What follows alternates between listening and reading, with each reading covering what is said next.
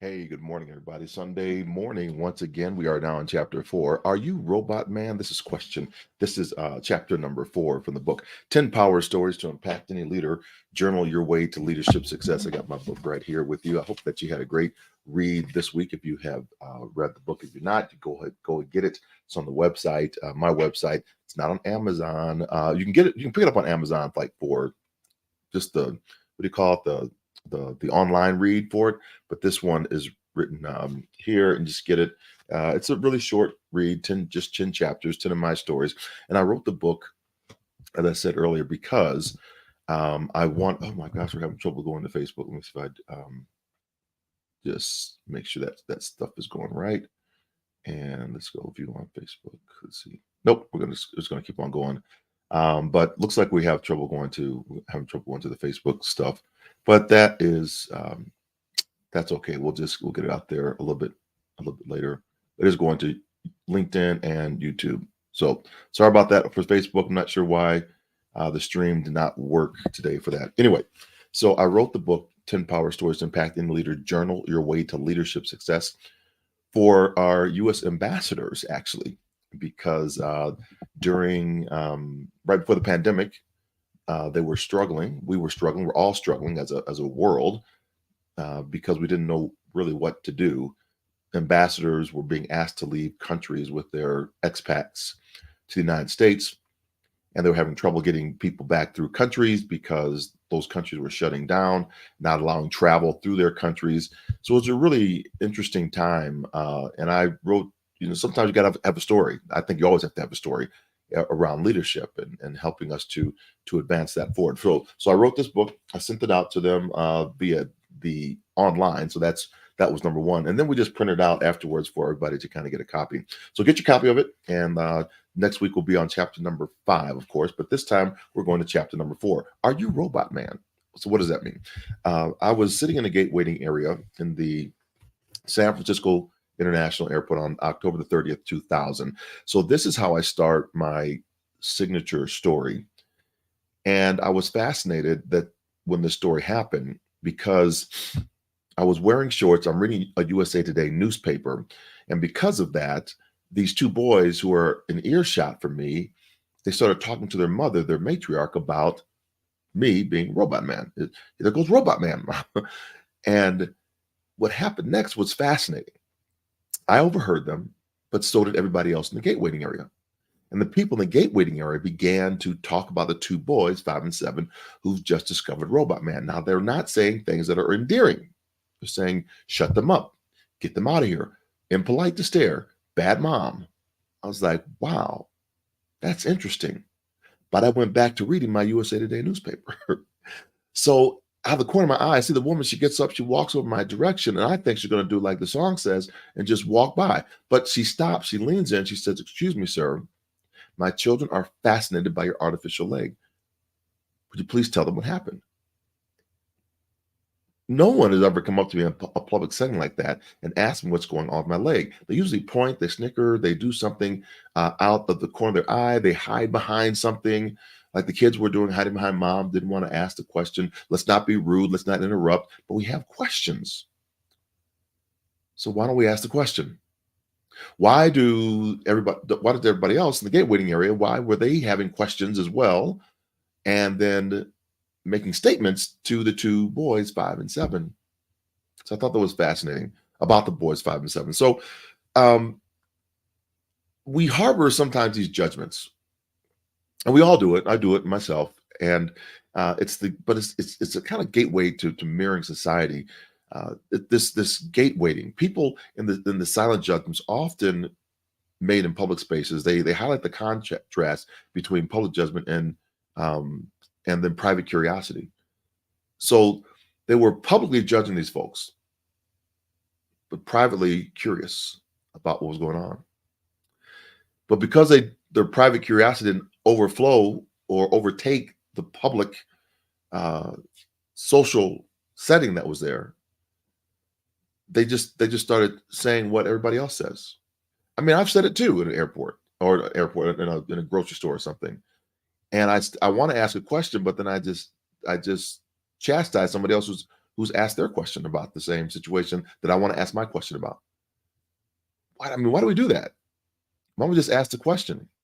And I get it in an age that we are in right now, political correctness and all this stuff. I don't know what they're going to say, but yet we're saying it.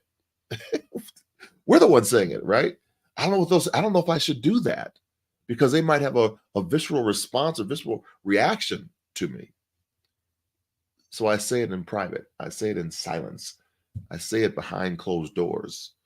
I say it from the comfort of the internet, in my own safety, in my own room, because people can't reach out and touch me. And I think we have to have more courage in this aspect, have more courage to say what we really want to say, or ask the questions that we need to have asked. Why do we often choose silence over engagement? And what are the implications of this behavior in a digital age where anonymity often emboldens harsh judgment? Are we actually there yet? Are we there yet? The old travel for a long time in the back of a car, people are asking the kids out, or asking mom and dad, are we there yet? Well, are we there yet when it comes to these choosing silence over bravery? That we're behind the keystrokes of a computer rather than engaging somebody in real life in a conversation. I was speaking this week to a group. We're in North Carolina, and one of the things that I was noticing about in leadership, as my other kind of role, flip my hat, is that we're trying to put on these fixes right now, these wellness programs, and trying to get our mental health under control. And I'm not saying that's wrong. We need to be doing that. But I think we also need to honor the reason why we're doing it. And the reason why is because we all have come through globally a pandemic. And we're in a state of denial. We just want things to go back to the way they used to be. We want people back in the office. We want them back when we're working 40-hour week. Just heard the story of one individual that when he went home to work from home, he was doubly productive on the job. He could get the job done in less time. So he took another job. I think he took 2 more jobs. So if the job is not fit, we have to fit the work for the new work environment. Why would we want to go back to a 40-hour work week and take away people's lifestyle now that we've pushed them into, to come back and work for 40 hours at a desk and be less productive? This doesn't make sense to me. I'm not saying that we shouldn't do that solution, or we should do a hybrid of that solution, or not that solution at all. What I'm saying is we need to honor what we have been through and where people are now, because we're not in the same spot we were before we had the pandemic. And so we make these judgments like these folks were with the 2 children in the airport behind closed doors, instead of getting out there and just asking the question.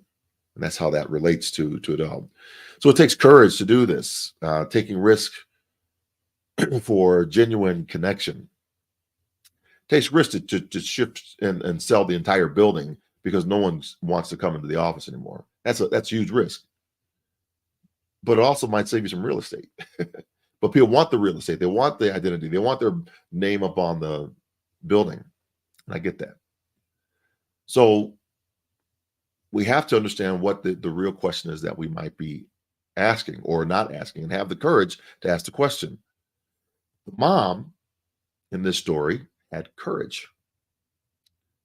Her courage to approach me, a total stranger, and ask me about my artificial leg for the benefit of her 2 children.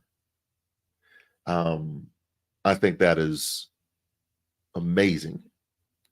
I don't know if I would have done that.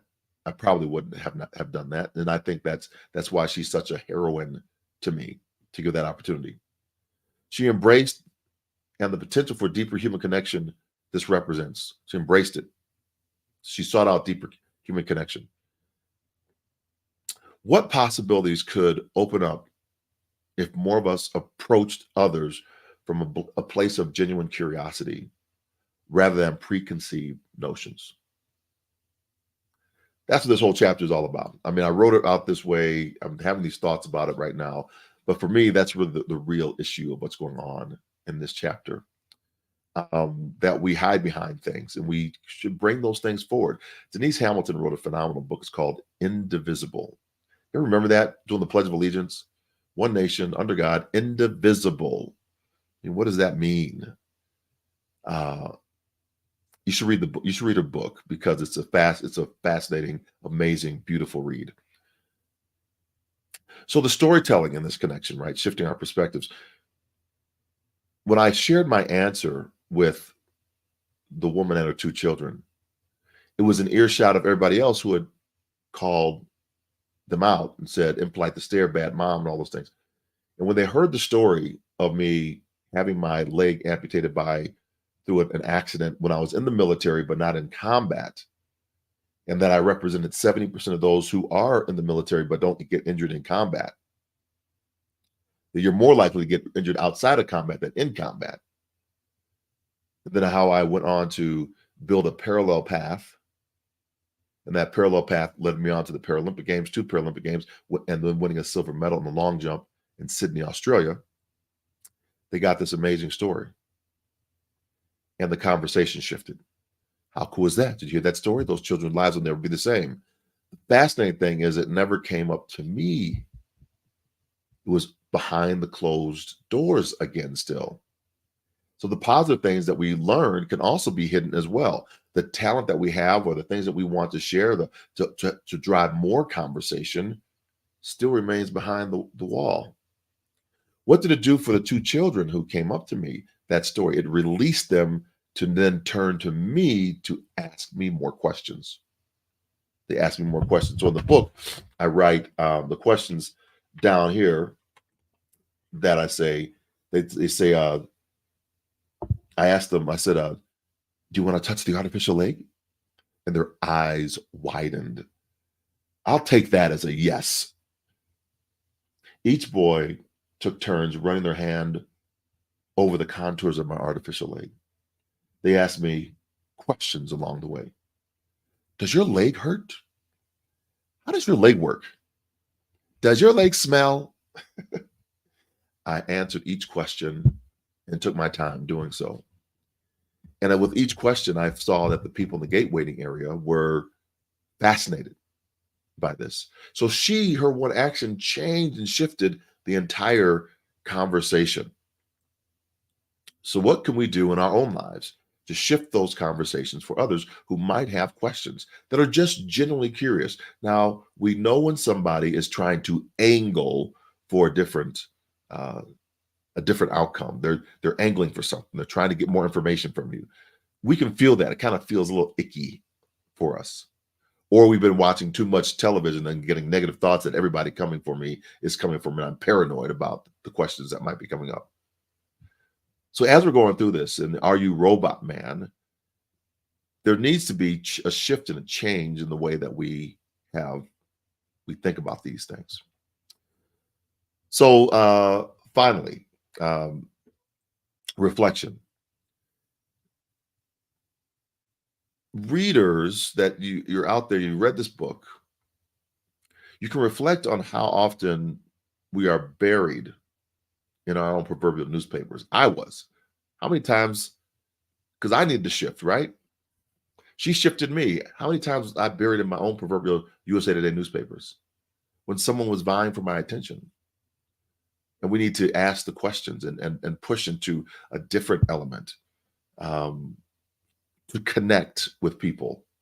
That's why people want to come back into an office space, because we want physical connection. But can we do that in a different way now? I don't know. I think we need to think hard about that. And I think we need to also think about us being in denial that a pandemic even took place because we just want to distance ourselves from it. Yet when we are struggling with these, freshmen, sophomores in college who went through 2 years of not being around each other in school, and they're socially awkward a little bit from what used to be, we have to honor that and not chastise them for being a little bit different. We have to honor that in that space. They have never, or not never, they just haven't, they didn't have that time to develop that we normally develop in those times. They were isolated at home looking at each other on Zoom. And is that why we don't have the social skills now? We can't go up to a person and ask them what's going on in their world? I don't think we did it before, because this story happened way before. I think it's exasperated now, is my own personal opinion. But I learned from that. How can we all learn from this? So that's chapter number 4 of 10 Power Stories to Impacting Leader. Are you Robot Man? I asked some questions at the end of it. The questions are, what were you thinking about when you read this story? So maybe you came up with some of the things that you struggle with during this time. When have there been times in your life when your mind checked out because you were reading your own proverbial newspapers? Did you miss the opportunity to grow in some way?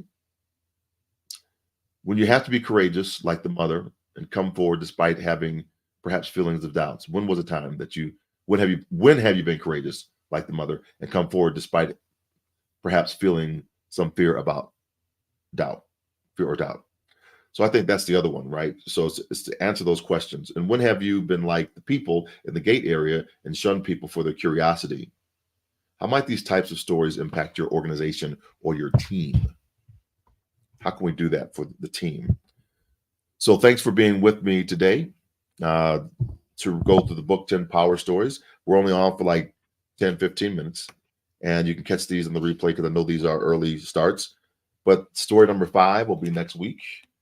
And the story is Vision Eradicates Fear. Vision Eradicates Fear. Go get your book. It's on the website at johnregister.com. Let me see if I can pull that up right here. Go to johnregister.com and you can go get your 10 Power Stories. I sent a few books out last week and can send them out. Hopefully that the person got it. I am going to have to reset my Facebook streams, and but LinkedIn and YouTube seem to be still working. All right. Have a very great day. Continue to inspire your world. We've got coming up this week, MIC in Denver, Colorado. That's the Meetings Industry Council. And then I'm on jury duty on Monday. So I don't know. We'll see how that all goes. All right. Have a fantastic day. Continue to inspire your world, and we'll talk to you soon. See you next week. Bye for now.